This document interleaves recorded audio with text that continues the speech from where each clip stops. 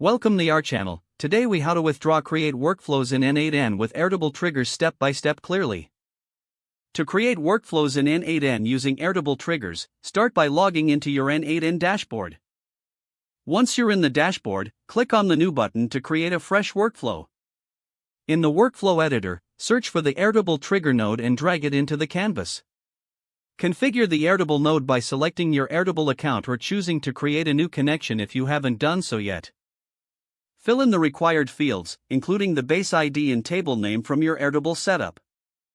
Set the event type for the trigger, such as on new record or on updated record. Next, test the connection to ensure n8n can access your Airtable data. After testing, set the trigger to start listening for events in Airtable. Now, add additional nodes to your workflow based on your automation needs.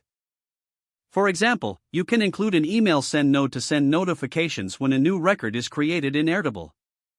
Connect the nodes appropriately, ensuring that the Airtable trigger feeds into the subsequent nodes. Continue to configure each node with the necessary details, such as recipient email addresses or message content. Make sure you save your workflow frequently as you build it. Once all nodes are configured, click on the Activate button to enable your workflow. To verify the setup, create a new record in Airtable and watch for the workflow to trigger as expected. If everything is functioning properly, you've successfully created an n8n workflow triggered by Airtable events.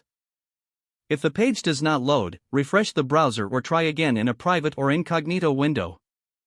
Make sure you are using the correct email address, then retype it carefully to avoid small typos. If your password is not accepted, use the reset option and create a new strong password you can remember. Check your spam folder for verification or security emails, then complete any requested confirmation steps. Enable two-factor authentication if available to improve account security and reduce unauthorized access risk. After signing in, review your profile details so your contact information and settings are accurate and current. If you see an error message, note it down and try again after restarting your device and internet connection. Log out when you finish, especially on shared devices, to keep your account and payment information secure. If the page does not load, refresh the browser or try again in a private or incognito window.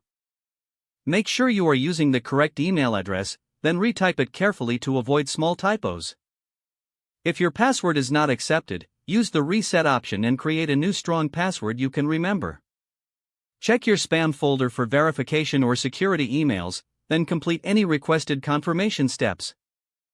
Enable two-factor authentication if available to improve account security and reduce unauthorized access risk. Don't forget to like this video and subscribe to our channel for more step-by-step tech guides.